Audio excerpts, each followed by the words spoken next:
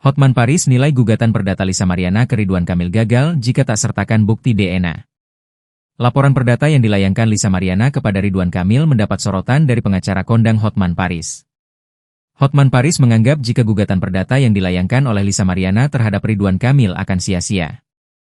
Bukan tanpa alasan, sebab Lisa Mariana hingga saat ini belum memiliki bukti hasil tes DNA.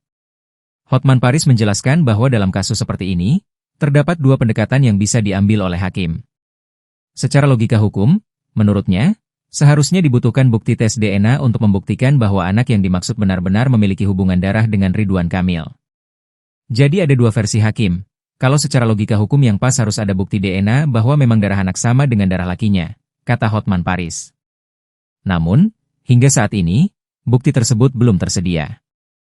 Ia menambahkan, jika hakim yang menangani perkara bersifat konservatif, maka kemungkinan besar gugatan tersebut akan ditolak. Meski begitu, Hotman menyebut ada juga contoh kasus di mana hakim mengabulkan gugatan hanya berdasarkan kesaksian sejumlah orang dan bukti percakapan, chat.